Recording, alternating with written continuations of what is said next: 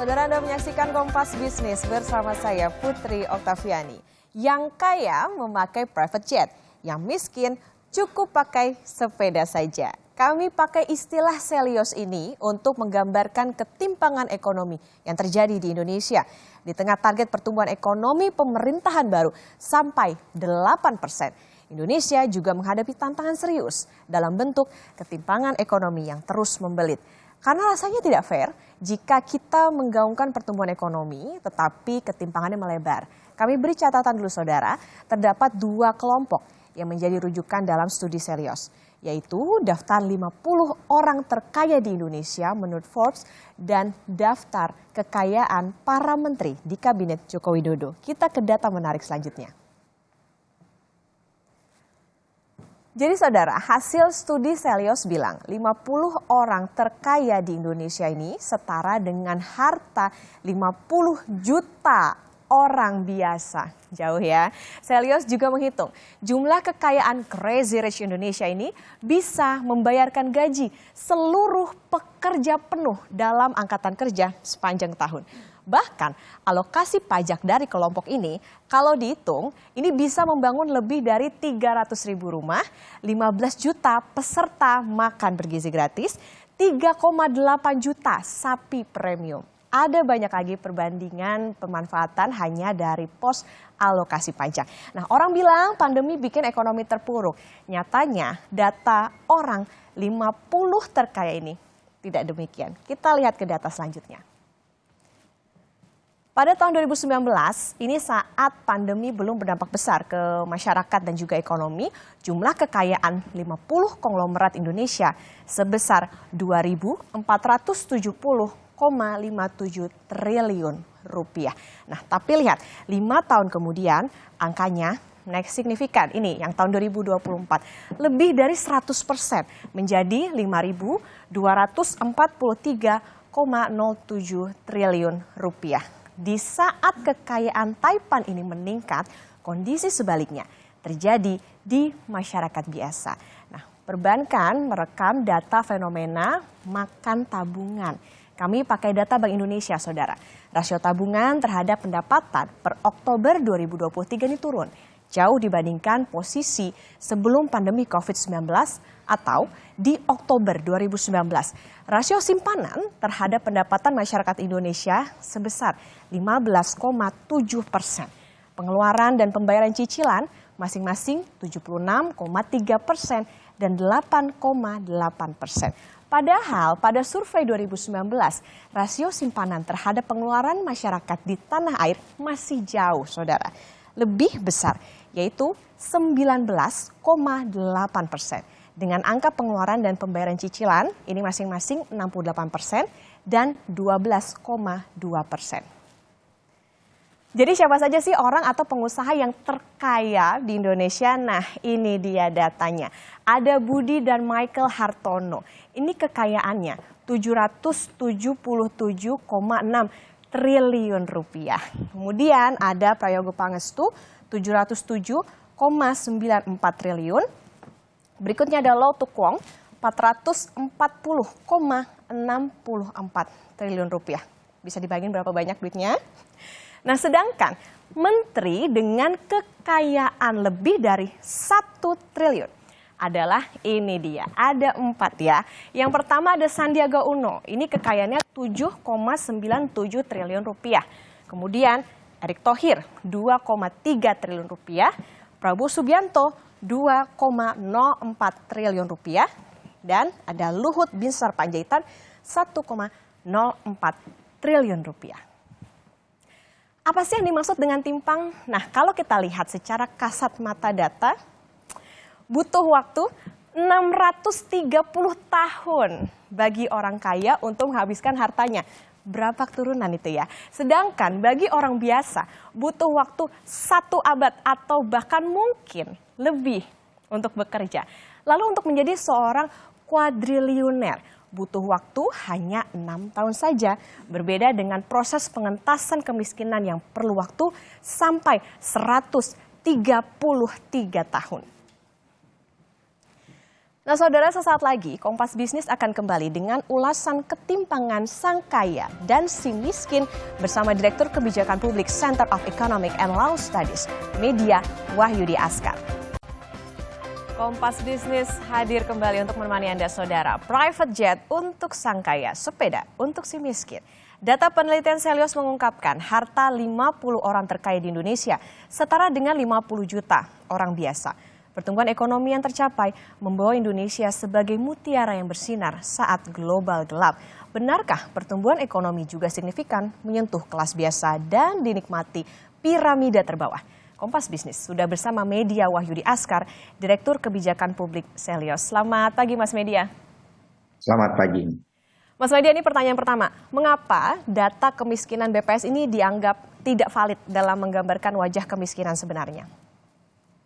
Ya, kebetulan PhD saya tentang kemiskinan dan menguliti data BPS. Dan memang pemerintah bilang kemiskinan dan ketimpangan kita turun. Tetapi sebetulnya data itu punya kelemahan yang signifikan. Bicara soal data kemiskinan diukur dengan pengeluaran, di mana banyak negara maju sudah mengukurnya dengan pendapatan.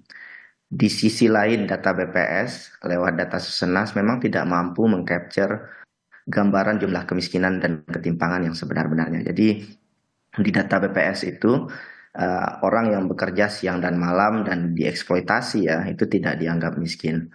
Dan ketika kita berbicara soal orang kaya di Indonesia, 50 orang super kaya memiliki kekayaan 50 juta penduduk, maka data BPS itu juga mustahil mengcapture 50 orang super kaya tersebut. Yang jumlahnya kalau secara persentase 0,0000 sekian gitu ya. Artinya pemerintah hari ini tidak bisa serta-merta menyampaikan kepada publik data kemiskinan dan ketimpangan itu turun, padahal sebetulnya BPR mengukur hal yang salah gitu ya. BPS mengukur ketimpangan dan kemiskinan itu dari data yang sebetulnya tidak menggambarkan kondisi yang sebenarnya. BPS tidak mengukur kehormatan orang-orang di desil terbawah, dan BPS justru malah mengukur jumlah para pekerja yang dieksploitasi. Oke, artinya kalau misalnya memang data dari BPS ini ada kelemahan, kemudian dikatakan sebetulnya terjadi ada ketimpangan begitu di negara ini. Apa sebetulnya penyebab utama dari ketimpangan itu? Iya, hari ini sebetulnya kita ketika berbicara soal penyebab ketimpangan, kita berbicara soal kondisi struktur ekonomi kita ya. Artinya kalau kita melihat masyarakat hari ini, jika kita beranggapan masyarakat itu sulit hidupnya karena mereka malas, itu sebetulnya tidak tepat. Kenapa? Karena memang ketika indikator kekayaan diukur dari berapa lama kita bekerja, kita sebetulnya akan menemukan orang kaya itu justru dari petani dan nelayan yang bekerja siang dan malam, dan juga para buruh begitu ya. Artinya ada kemiskinan struktural yang parah di negeri ini hari ini. Jadi hari ini orang kaya dilayani dengan karpet merah, ada tax amnesty, mereka juga bisa mendapatkan akses dengan mudah terhadap pinjaman perbankan, tetapi orang yang tidak berpunya memiliki kesulitan yang signifikan untuk mendapatkan sumber daya modal itu.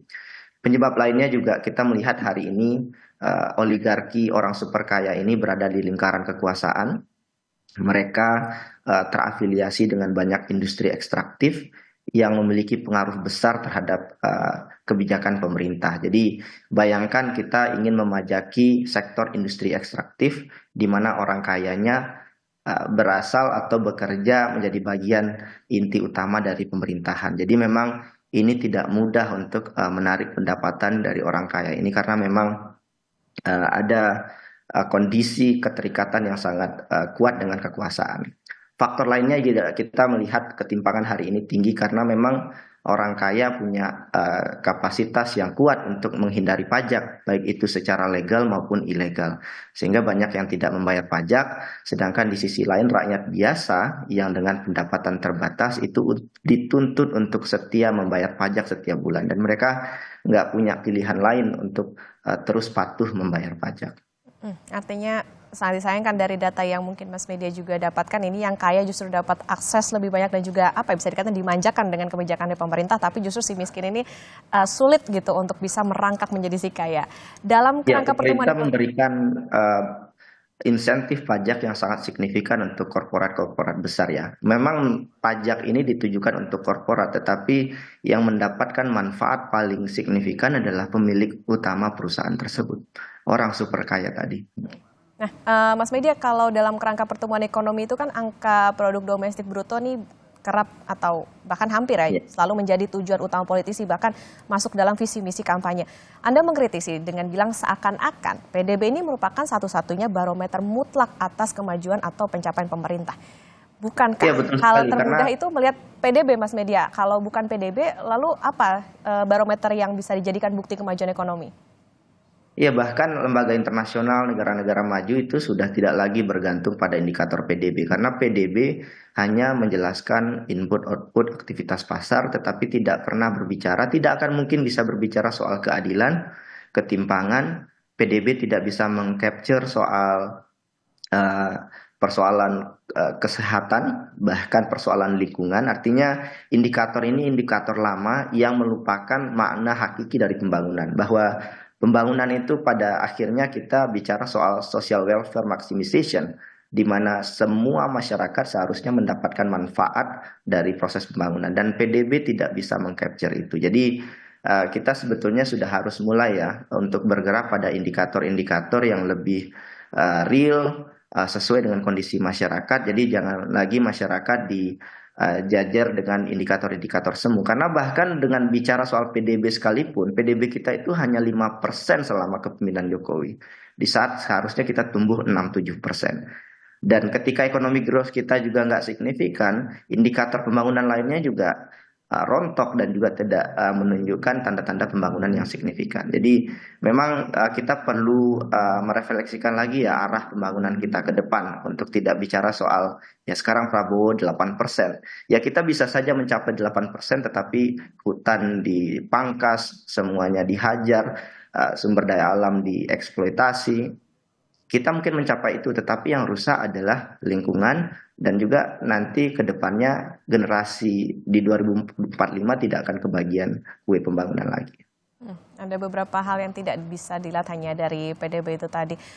Mas Media, penelitian Selios ini juga bilang kekuatan korporasi besar dan juga oligarki ekonomi memperparah ketimpangan. Bisa dielaborasi bagaimana maksudnya, kemudian juga dalam konteks UU Cipta Kerja, apa fungsi dari Omnibus Law ini?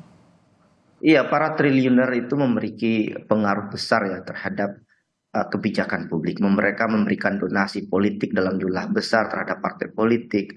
Bahkan mereka punya asosiasi pengusaha yang kemudian terus berdiskusi dengan pemerintah. Jadi mereka punya akses untuk terus melakukan lobbying yang dalam pada prosesnya ketika pemerintah akhirnya terpacu untuk mengikuti arahan atau keinginan dari pengusaha ini, pada akhirnya yang diuntungkan adalah pengusaha-pengusaha kelas kakap. Dan ini juga tercermin dalam proses diskusi, termasuk juga ketok palu undang-undang Omnibus Law ya, di mana ada lobby yang luar biasa dari kalangan pengusaha, sehingga kita menyaksikan hari ini banyak eh, indikator-indikator, termasuk juga kekhawatiran terkait Omnibus Law yang justru semakin meningkatkan ketimpangan ekonomi. Salah satunya soal outsourcing ya, yang saat ini peraturannya berubah signifikan sejak Omnibus Law, yang itu sebetulnya menguntungkan dengan sangat signifikan pengusaha super kaya ini, sementara mereka yang ada di kelas menengah dan bawah itu ya penghasilannya itu terseret ke bawah ya, karena regulasi outsourcing yang tidak memungkinkan mereka untuk mendapatkan perlindungan sosial yang baik dan meningkatkan pendapatan mereka secara akumulatif dan akselerasinya uh, terjamin dalam beberapa tahun. Jadi pendapatan yang di bawah stuck, sedangkan proporsi kue pembangunan makin signifikan karena insentif yang sangat besar kepada pengusaha, salah satunya tercermin dalam Omnibus Law kemarin.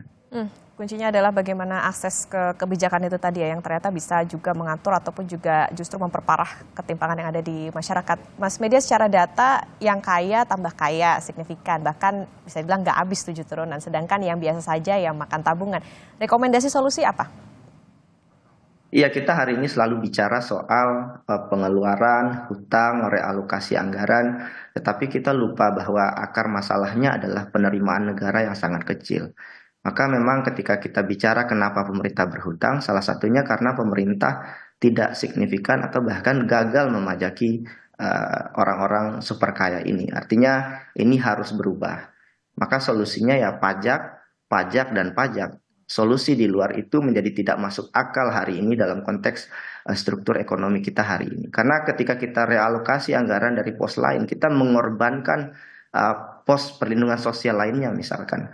Artinya butuh reformasi yang signifikan. Kita butuh cara pandang yang baru untuk memungut pajak Indonesia hari ini. Jadi kalau Prabowo melakukan skema penerimaan negara, reformasi perpajakan tidak dilakukan atau sama saja dengan rezim perpajakan Pak Jokowi, kita nggak akan kemana-mana. Kita akan berada di titik yang sama selama 5 tahun ke depan. Jadi jika boleh berpesan kepada pemerintah, ini saatnya Pak Prabowo Gibran melakukan hal yang baru. Jadi mereformasi perpajakan Indonesia, mengejar lebih banyak pajak dari orang super kaya. Ini pajak ini bukan beban, bukan hukuman juga untuk orang super kaya, tetapi tanggung jawab mereka.